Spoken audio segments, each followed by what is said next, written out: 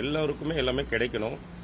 அவங்களோட மருத்துவ தேவைகள் பூர்த்தி செய்யணுன்றப்ப நம்மளோட பங்களிப்பு, அதாவது பொதுமக்களோட பங்களிப்பு இருக்கணும், இல்லை சமூக ஆர்வலோட பங்களிப்பு இருக்கணுன்றக்காக அந்த நலம் டீன்றதை தொடங்கினாங்க. அதில் ₹1 முதல் எவ்வளோ வேணாலும் நம்மளோட இதுக்கு ஏற்ற மாதிரி கொடுக்கலாம் அப்படின்னு சொல்லிட்டு அந்த ஒரு ஆப்பை சொன்னாங்க. அதை நம்ம மக்கள்கிட்ட சென்று சேரும் வகையில் முதல்ல அதுக்கு வந்து நம்மளோட கழக தோழர்கள் அதிக அளவில் பங்கெடுக்கணும். அதில் பங்கெடுத்து நம்மளால் முடிந்த பங்களிப்பை கொடுக்கும் பட்சத்தில் அது நம்மளோட பொதுமக்களுக்கும் பயனுள்ளதாக இருக்கும். அட் த சேம் டைம் அந்த ஹாஸ்பிட்டலுக்கும் இதாக இருக்கும். ஏன்னா தமிழகம் முழுவதும் நிறைய அரசு மருத்துவமனைகள் இருக்குது. அதே நேரத்தில் ஆரம்ப சுகாதார நிலையங்கள், primary health centres, urban health centre அந்த மாதிரி இருக்குது. அங்கே என்ன இதோட நோக்கம் வேறு ஒன்றுமே கிடையாது. நம்ம நிறைய இடத்துக்கு செல்கிறப்போ நிறைய சின்ன சின்ன உபகரணங்கள் கூட அங்கே கிடையாது.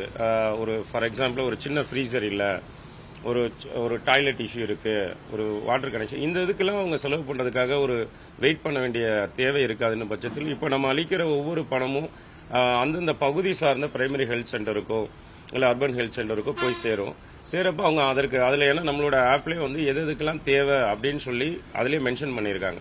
ஸோ பேஷண்ட்டுக்கு யூட்டிலைஸ் பண்ணலாமா, எக்யூப்மெண்ட் யூட்டிலைஸ் பண்ணலாமா, கன்ஸ்ட்ரக்ஷனுக்கு யூஸ் பண்ணலாமா. நம்ம பேசிக்காக என்ன பண்ணுறோம்னா இப்போதைக்கு சின்ன சின்ன எக்யூப்மெண்ட்ஸ் வாங்குறதுக்காக இன்று நம்ம என்ன நினைச்சிருக்கோம்னா நம்மளோட கழக தோழர்கள் மற்றும் பொதுமக்கள் இன்று மட்டுமே ஒரு 1000க்கும் மேற்பட்டோர் இதில் பதிவு பண்ணலான்னு ஒரு எண்ணத்தில் இப்போ ஸ்டார்ட் பண்ணுறோம் இந்த ப்ரோக்ராமை. ஸோ இது தொடர்ந்து நம்ம நடைமுறைப்படுத்தப்படும். இந்த மாதிரி போர்டு எல்லா இடத்துலையுமே வைக்கப்படும். ஸோ நம்மளோட பகுதிகளில் பொதுமக்கள் நினைச்சாங்கன்னா அவங்க ₹1 கூட இதில் நோக்கம் வந்து பணம் பெறுவது கிடையாது, மக்களை நம்ம வந்து இன்வால்வ் பண்ணுறோம். ஸோ சிஎம்மோட ஒரே நோக்கம் என்னன்னா மக்களுடன் இணைந்து பயணிக்கணும், மக்களோட தேவைகள் அறிந்து பயணிக்கணும் அப்படின்னு தான். ஏன்னா இந்த விஷயத்தில் மக்கள் வந்து இன்வால்வ் ஆகுறாங்கன்றப்போ அவங்களுக்கே தெரியும் நம்மளோட பகுதியில் இந்த இது இல்லை. ஒரு 50 பேர் சேர்ந்தாங்கன்னா இது வந்து கொடுத்துடலாம். ஏன்னா எல்லாத்துக்குமே நம்ம அரசை எதிர்பார்த்துட்டு இருந்த காலங்கள் தாண்டி, அரசு செயல்ன்றதை தாண்டி இந்த அரசும் மக்களும் ஒரே நேர்கோட்டில் பயணிக்கணுன்றதான் நம்மளோட தமிழக முதல்வர் தலைவர் தளபதியோட நோக்கம். அந்த நோக்கத்தை நிறைவேற்றும் வகையில் மதுரையிலிருந்து நம்ம ஸ்டார்ட் பண்ணுறோம். இது நிச்சயமாக தமிழ்நாடுக்கும் எதிரொலிக்கும் ஒரு நம்பிக்கை இருக்குது. ஆல்ரெடி போயிட்டு தான் இருக்குது. இதில் நிறைய இன்வால்மெண்ட்டாக நம்ம செயல்படணும்னு நினைக்கிறோம். அது நம்மளோட ஒரு சட்டமன்ற உறுப்பினராக இருக்கட்டும், இல்லை ஒரு தமிழக வெற்றிக் கழகத்தின் ஒரு நிர்வாகியாக இருக்கட்டும், இது நம்மளோட கடமை நினைச்சு இதை நம்ம மதுரையில் இந்த நிகழ்வு வந்து முன்னெடுத்திருக்கோம். ஆமாம், இல்லை நம்ம தமிழக முதல்வர் அண்ணன் தளபதி அவர்கள் முதல்ல சொன்னதே வந்து லஞ்சமற்ற ஊழலற்ற ஒரு நிர்வாகத்தை உங்களுக்கு கொடுப்பேன் அப்படின்னு சொல்லி தான் ஸ்டார்ட் பண்ணாங்க.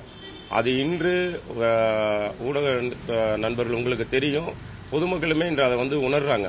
ஸோ நிறைய அரசு அலுவலகங்களில் லஞ்சம் தவிர்க்கப்படுது, ஊழல் இல்லாத ஒரு நிர்வாகம் நடைபெறுதுன்னு மக்கள் நம்புற ஒரு நிலைமைக்கு உருவாகிட்டு இருக்கு.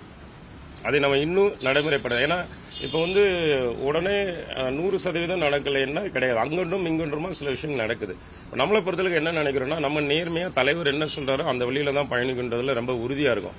ஸோ அப்போ நம்ம என்ன சொல்லியிருக்கோம், எந்த ஒரு விஷயத்துக்குமே நம்மளை என்னை சந்திக்க வர பொதுமக்களாக இருக்கட்டும், ஏன்னா எத்தனையோ தேவைகளோட பொதுமக்கள் வருவாங்க, நம்மளுக்கே தெரியாமல் ஒரு சின்ன தவறுகள் கூட நடக்கக்கூடாதுன்ற நம்மளோட அலுவலகத்திலிருந்து இதை ஸ்டார்ட் பண்ணுறோம். இங்கே வர பொதுமக்கள் யாரும் எதற்காகவும் லஞ்சம் கொடுக்கக்கூடாது. அதே நேரத்தில் வடக்கு தொகுதிக்கு உட்பட்ட பொதுமக்களுக்கு அவங்களோட ஒரு சேவகனா நான் என்ன நினைக்கிறேன்னா, அவங்களுக்கு ஏதோ ஒரு தேவைகளுக்காக அரசு துறை சார்ந்த அலுவலகங்களுக்கு போகிறப்போ லஞ்சம் கேட்டாலோ இல்லை அவர்களுக்கு கொடுக்க வேண்டிய ஒரு சூழல் ஏற்பட்டால் உடனடியாக நமது இந்த எண்ணருக்கு தொடர்பு கொள்ளலாம். அவர்களோட இது தகவல்கள் அனைத்தும் ரகசியமாக பாதுகாக்கப்படும் சொல்லிடுவோம். இது நம்ம வெளிப்படைத்தன்மை வேணுன்றதான் தலைவர் தளபதி சொன்னது. அது நம்ம அந்த எண்ணத்துல தானே இருக்கோம். நம்மளோட நோக்கம் ஊழலற்ற லஞ்சமற்ற ஒரு அரசு அமையணும் அப்படின்னு தலைவர் சொன்னதை தான். அதை நம்மளும் அதில் பங்களிப்பு இருக்கணும் இந்த விஷயத்தை கொண்டு வரோம். கண்டிப்பாக இது அனைத்து அரசு அலுவலகங்களையும் இந்த ஸ்டிக்கர் வந்து ஒட்ட போகிறோம். ஸோ பொதுமக்கள் நேரடியாக நம்மளை தொடர்பு கொள்ளலாம்.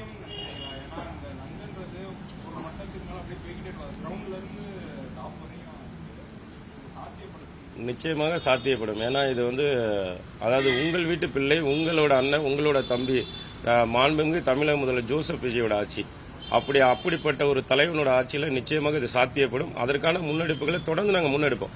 ஏன்னா அரசு இன்னைக்கு தமிழக முதல்வர் சொன்னதுதான் தமிழகத்தில் நடைபெற வேண்டும். அது நல்ல விஷயங்கள், மக்கள் சார்ந்த விஷயங்கள் நினைக்கிறோம்.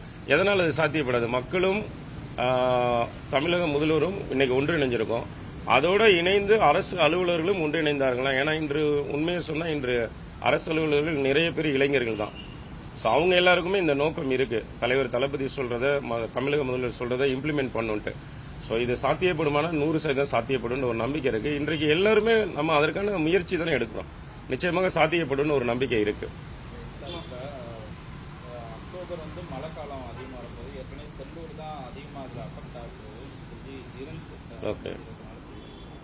இப்போ வந்து நீங்கள் சட்டமன்ற உறுப்பினராக இருந்தாலும் பரவலாக திமுக மாமன்ற உறுப்பினர் இருக்காங்க. இந்த தொகுதியில் அவங்க ஏதாவது இடையூறு, ஏன்னா பரவலாக எல்லா எம்எல்ஏவும் அமைச்சருமே என்ன சொல்கிறாங்கன்னா, எந்த பணி கேட்டாலும் நீங்கள் எம்எல்ஏ போய் கேளுங்க, எங்களுக்கு வாக்கு செலுத்துனீங்கன்னா அப்படின்லாம் கேட்குறாங்க. அந்த மாதிரி ஏதாவது அரசு இல்லை, நிச்சயமாக அதுவும் என்னோட தொகுதி உங்களுக்கு தெரியும். நம்மளோட மதுரை வடக்கு தொகுதி வந்து கண்மாய்கள் 2 பெரிய கண்மாய்கள் இருக்குது. நம்மளோட புதூர் இந்த கம்மாய் இருக்குது, வண்டீர் கம்மா இருக்குது, செல்லூர் கம்மா. இது 3மே வந்து நம்மளோட தொகுதியில் தான் வரும். ஸோ அது தூர்வாரத்துக்கு மாண்புமிகு அமைச்சர் திரு அண்ணன்கிட்ட வந்து நாங்கள் கொடுத்துருக்கோம் ரெக்வஸ்ட் லெட்ரு. அதை வந்து பண்ணித்தரேன்னு சொல்லியிருக்காங்க. மழைக்காலத்துக்கு முன்னாடியே வந்து அந்த கண்மாய்கள் அனைத்து தூர்வாரப்படணும். இன்னைக்கு பேசிக்காக நம்ம ஆரம்பத்துலேருந்து சொன்னதான் நம்மளோட தொகுதியில் நிறைய இந்த பாதாள சாக்கடை பிரச்சனைகள் இருக்குது. நம்மளோட கழக தோழர்கள் தொடர்ந்து காலையில் 6 மணிலேருந்து அந்த பணியை மட்டும்தான் மேற்கொள்கிறாங்க. அங்கே நிறைய போகிறப்ப என்னென்னா, இப்போ அண்ணன் சொல்கிற மாதிரி அந்த மாமன்ற உறுப்பினர்கள் வந்து அதுக்கு வந்து என்ன பண்ணிடுறாங்க, அங்கே வந்து நின்றுக்கிறாங்க. நீங்கள் இதெல்லாம் பண்ணுறீங்க, அதை பண்ணக்கூடாது, இதை பண்ணக்கூடாது, நாங்கள் இதுக்கு இருக்கோம் அப்படின்னு சொல்லிட்டு. அப்படியும் அவங்களை அதை மீறி பொதுமக்கள் போய் கேட்டால் அவங்க என்ன, நீங்கள் எங்களுக்காக ஓட்டு போட்டீங்க, விசிலுக்கு தானே ஓட்டு போட்டீங்க, அவர்கிட்ட போய் கேளுங்கன்னு சொல்கிறாங்க. நாங்கள் அதை பற்றி எங்களை பொறுத்தளவுக்கு பொதுமக்கள் தான் எங்களோட சொந்தங்கள், அவர்களுக்கு சேவை செய்வது எங்களோட கடமை. நான் மட்டுமல்ல, கழகத் தோழர்கள் அனைவருமே அந்த நோக்கத்தோட தான் இரவு பகல் பார்க்காம நாங்கள் பார்த்துட்டு இருக்கோம். ஆனால் இதில் ஒரு சின்ன சங்கடம் என்னன்னா, அவர்களோட தலையீடு அதிகமாக இருக்கு. அவர்கள் நமக்கு கெட்ட பேர் வாங்கி தரணும்னு நினைச்சிட்டு மக்களை தூண்டிடுறாங்க. மக்களுக்கு அந்த புரிதல் இருக்கு. ஆனால் டெய்லி என்ன பண்றாங்க, வாங்க ரோட்ல உட்காந்து போராட்டம் பண்ணுங்க, ரோட்ல உட்காந்து போராட்டம் பண்ணுங்கன்னு சொல்றாங்க. மக்கள் போராடி பெற வேண்டிய ஆட்சி இது கிடையாது. அவர்கள் அன்பா கேட்டாலே அவங்களுக்கு கேட்கறதுக்கு முன்னாடி செய்யற ஆட்சி தான் இந்த தலைவர் தளபதியோட ஆட்சி. ஆனாலும் சிலரோட தூண்டுதலால தொடர்ந்து அந்த மாதிரி போராட்டத்தை கிரியேட் பண்றாங்க. பட் நம்மளோட ஒரு நம்பிக்கை, இது நம்ம கார்பரேஷன்லயுமே நம்ம சொல்லிட்டு தான் இருக்கோம், அவங்கள்ட்டையும் சொல்றோம் டெய்லி அதை ஃபாலோ பண்ணுங்கன்னு சொல்லிட்டு. ஸோ நிறையவே அவங்க இடையூறு பண்றாங்க. நிச்சயமாக வரும் காலங்களில் அது மாற்றப்படும். இருந்தாலும் அவர்கள் என்ன இடையூறு கொடுத்தாலும் நம்ம மக்கள் பக்கம் தான் நிற்போம். மக்கள் எப்பவுமே தலைவர் பக்கம் தான் நிற்பாங்க. ஸோ அதுல எந்த விதமான மாற்று கருத்தும் கிடையாது சார். அதிகாரிகள் எப்படின்னா, தொடர்ந்து அவங்களால பயணிக்கிறப்ப சில சட்ட சிக்கல், ஏன்னா இது வந்து ஒரு 40 வருஷ பிரச்சனை. போன கவர்மெண்ட் எந்த விதமான பிளானிங்கே இல்லாம இருக்கிறத வச்சே நகட்டிட்டே வந்துட்டாங்க. இதுல இன்னொரு நம்மளுக்கு மதுரையை பொறுத்தளவுக்கு இன்னொரு முக்கியமான விஷயம் என்னன்னா, இங்க உள்ள கவுன்சிலர் யாருமே சரியான முறையில் செயல்படலை. ஸோ ஏன்னா மாநகராட்சி பல தடவை இயங்கப்படலை, அந்த ஊழல் பிரச்சனை வந்தது. அதனால என்ன ஆகுதுன்னா, தொடர்ந்து அவங்களால செயல்பட முடியல. ஏன்னா இப்போ வந்து ஒரு தொகுதி மட்டும் கிடையாது, மதுரையோட மொத்தமே அந்தந்த லோக்கல் பாடியோட மெம்பர்ஸோட கண்ட்ரோலில் இருக்கும். அவங்க தான் தேவையான வீட்டில் சாக்கடை பிரச்சனை இருக்கா, ரோடு பிரச்சனை இருக்கா, பாத்ரூம் பிரச்சனை இருக்கான்னு அதற்காக தான் மக்கள் வந்து ஒரு உள்ளாட்சி பிரதிநிதிகளை தேர்ந்தெடுக்கிறாங்க. ஆனால் என்ன பிரச்சனைனா, இங்கே உள்ளாட்சி தொடர்ந்து முடக்கப்பட்டு இருக்கு. ஒரு 2 வருடங்களாகவே மாநகராட்சி செயல்படவே இல்லை. கூட்டங்கள் கூட பார்த்தீங்கன்னா இப்போதான் நடத்தப்படுது. அப்போ அந்த கவுன்சிலருக்கும் மக்களுக்கும் எந்தவித தொடர்பும் இல்லை. நம்மளோட தலைவர் தளபதியில் மக்களாட்சி அமைஞ்சதுக்கு அப்புறம் நம்ம இதை முன்னெடுத்து நம்ம கொண்டு போறப்ப அதை அவங்களால ஏற்றுக்க முடியல. திடீர்னு வந்து நிக்கிறாங்க. சில இடங்களில் பொதுமக்களுக்கு கவுன்சிலர் யாருன்னே மறந்துட்டாங்க. திடீர்னு ஒரு இடத்துல போய் கேட்கிறாரு, பொதுமக்கள் வந்து கேட்கிறாரு, இங்க கவுன்சிலர் வந்திருக்காருன்னா யாருன்னு சொல்லிட்டு. ஏன்னா அந்த இடத்துல நம்மளோட கழக தோழர்கள் போய் ஒரு வேலை பார்த்துட்டு இருக்காங்க. அப்ப அந்த கவுன்சிலர் வந்து தடுக்கிறாங்க. இல்ல நீங்க இதெல்லாம் வேலை பார்க்க கூடாது, நீங்க உடனே பேர் வாங்கிட்டு போயிருங்க. இது நாங்க மறுபடியும் சொல்றோம், இது பேர் வாங்கறதுக்காக செய்யறது கிடையாது. ஏன்னா தலைவர் தளபதி வந்து எல்லோரும் வீட்டிலே இருக்காரு, எல்லாரோட இதயத்துல இருக்காரு. எங்களுக்கு பேர் வாங்கணுன்ற நோக்கம் கிடையாது. எங்களுக்கு சொல்லல செயல்ன்றதா எங்க தலைவரோட ஒரு இது, அந்த கோட்பாடு. அதை தான் நாங்களும் செயல்படுத்த விரும்புகிறோம். அதில் நிறைய மக்களுக்கு நான் உங்ககிட்ட இதன் மூலயமா உங்ககிட்ட நான் எல்லாத்திலையும் கவுன்சிலருக்கு உள்ளாட்சி பிரதிநிதிகள்கிட்ட கேட்கறது, மக்களுக்கு நீங்கள் நல்லது செய்யலை இது வரைக்கும், பட் செய்ய வரவங்களையும் தயவுசெய்து தடுக்காதீங்க. அதை நம்ம எல்லாரும் இணைந்து மக்கள் பிரதியாக இணைந்து மக்களுக்கு நல்லது பண்ணால் மட்டும்தான் நம்ம இந்த மதுரையை தூய்மை நகரமாக மீண்டும் மதுரையில் இருக்கிற சின்ன சின்ன பிரச்சனைகளை மீட்டெடுக்க முடியும். இல்ல அந்தந்த வார்டை பொறுத்தளவுக்கு சார் அதிமுகவிலே இருக்கு, திமுகவிலே இருக்கு. ஏன்னா இப்போ அதிமுக கவுன்சிலர் இருக்காங்க, திமுக கவுன்சிலர் இருக்காங்க. அவங்க என்னன்னா இதை தனிப்பட்ட முறையில் அவங்க எடுத்துக்கிறாங்க. இது தனிப்பட்ட முறை கிடையாது, மக்களோட பிரச்சனை. இதுல இணைந்து ஒர்க் பண்ண மட்டும்தான் நம்ம பண்ண முடியும். பட் அதை வந்து அவங்க 100% வந்து தடுக்கிறாங்க.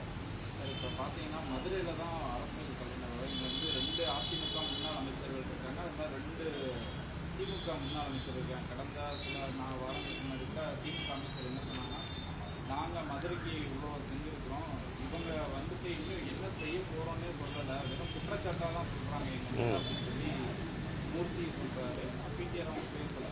அது மாதிரியுமே ஆர்பி உதயகுமாராக இருக்கட்டும், டெய்லி ஒரு விமர்சன வீடியோ முதல்வர் மேலே வச்சு போட்டுகிட்டே இருக்கிறது தான் எப்படி பார்க்குறீங்க? இந்த மாதிரி அரசியல் இதை தாண்டி இந்த இடத்துல உள்ளாட்சியில் வந்து சார் நிச்சயமாக இது அவங்களோட புலம்பல்னு தான் சொல்ல முடியாது. இது குற்றச்சாட்டுகள் கிடையாது. நம்மளோட அரசு பொறுப்பேற்று 2-3 மாதங்கள்லயே இந்த மக்களோட பேராதரவை பெற்றிருக்கு. நிறைய இடத்துல ஒரு மாற்றம் என்பது எல்லா இடத்துலயுமே தெரியுது. ஸோ மாற்றம் என்ற நோக்கத்தோட வந்ததுதான் நம்மளோட தமிழக வெற்றிக்கழகத்தின் அரசு இந்த தலைவர் தளபதியோட தலைமையில இயங்கிட்டு இருக்கு. இந்த மாற்றத்தை மக்கள் உணர ஆரம்பிக்கிறாங்க. அவங்களுக்கு என்ன பிரச்சனைனா அவங்களால எதையுமே ஏத்துக்க முடியல. மக்கள் தொடர்ந்து தலைவர் தளபதி மேல அன்பு செலுத்துறாங்க. அவர்களுடைய தேவைகள் அனைத்தும் தீர்க்கப்படுது. அவர்கள் ஒரு சட்டமன்ற உறுப்பினராக இருக்கட்டும், ஒரு அமைச்சராக இருக்கட்டும், உடனடியாக சந்திக்கிற ஒரு வாய்ப்பு இருக்கு. ஸோ இது எல்லாமே அவங்களால ஏத்துக்க முடியல. அவங்க என்ன நினைக்கிறாங்கன்னா, இந்த அரசு மேல ஏதாவது ஒரு குற்றம் சொல்லணும், தலைவர் மேல குற்றம் சொல்லணும்.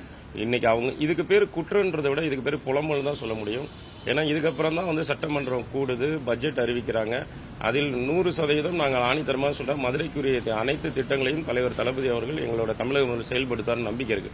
பட் அவங்க என்னன்னா, எந்த விஷயமே இன்னும் இப்போ எந்த பட்ஜெட்டுமே வரல, எந்த திட்டங்களும் வரல. நம்ம அவங்க ஏற்கனவே செய்த தவறுகளை திருத்துறதுக்கே நம்மளுக்கு பல வருடங்கள் தேவைப்படுது. அதுவே நம்ம இன்னும் சரி பண்ணல. ஏன்னா அவங்க விட்டுட்டு போன பல பிரச்சனைகளை இந்த மக்களோட தொடர்ந்து நம்ம பயணிச்சு சரி பண்ணிட்டு வரோம். அவங்க அதுக்குள்ள புதிய திட்டங்களை பத்தி பேசுறது, அதுக்கு பேர் குற்றச்சாட்டுன்றத விட அதுக்கு பேர் புலம்பல்னு தான் சொல்ல முடியும்.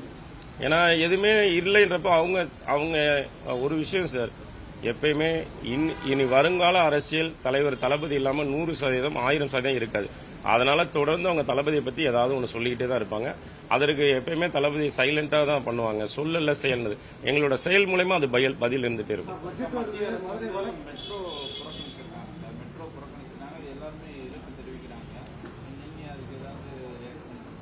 இல்ல நம்ம அது வேணும்னு தான் சொல்லியிருக்கோம். எப்பயுமே தலைவர் தளபதிக்குமே மதுரை மேல ஒரு பற்று இருக்கு. நிச்சயமாக நம்ம அதற்கான வேண்டுகோளை நிச்சயமா கோரிக்கையா வைப்போம்.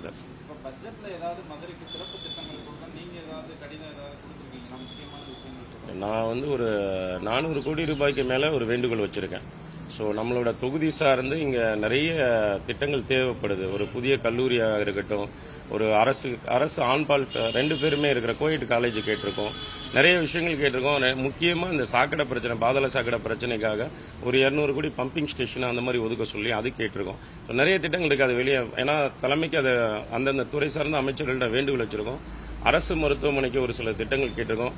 நிச்சயமாக அனைத்துமே இந்த பட்ஜெட்ல எங்களுக்கு கிடைக்கும்னு ஒரு நம்பிக்கை இருக்கு.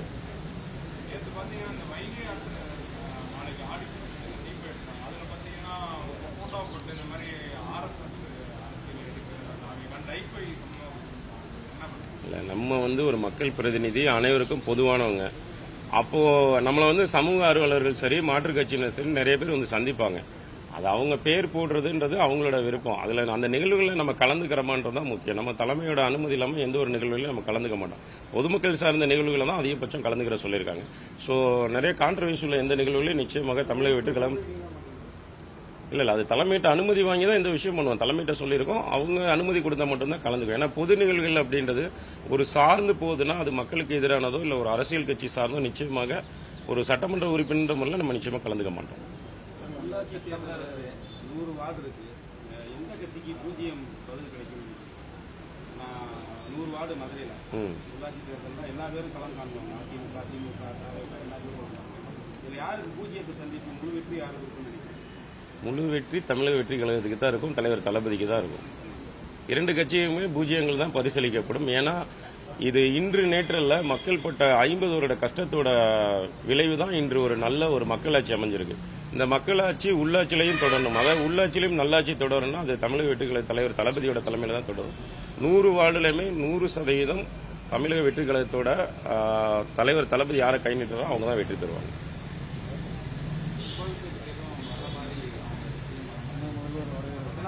எம்எல்ஏ என்ன சொல்லியிருந்தாருன்னா, கட்டாயம் தமிழக முதல்வர் வருவார்ன்ற மாதிரி சொல்லியிருக்காரு. நீங்க 20-30 வருஷமா சார் கூட இருக்கிறீங்க, உங்களுக்கு தெரியும் தகவல் கரெக்டா இருக்கும். சிஎம் வருவாரா? இல்ல அது நம்மளோட அன்பு வேண்டுகோள் தானே, அது தலைவர் தானே, தமிழக முதல்வர் தான் முடிவெடுப்பாங்க. நம்ம என்ன நினைக்கிறோம்னா மதுரைக்கு தலைவர் வரணும்ன்றது நம்மளோட எதிர்பார்ப்புல ஒட்டுமொத்த மதுரை மக்களோட எதிர்பார்ப்பு. நம்ம வரணும்ன்றது நம்மளோட விருப்பம், அது தலைவர் தான் முடிவெடுப்பாங்க. இல்ல அது அழைப்புன்றது நம்ம கண்டிப்பா கொடுப்போம். பட் அவர் வரணும்ன்றது நம்மளோட விருப்பம். வாங்க லேடிஸ் வாங்கப்பா, வார்டு பகுதி வாங்க.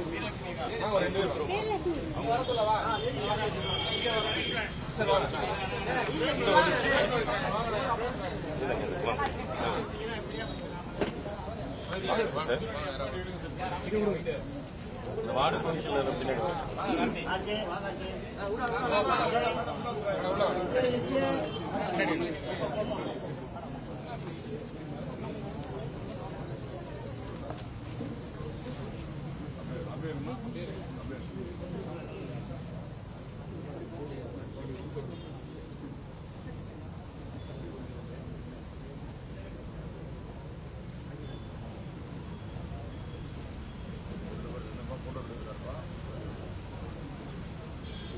இருங்க.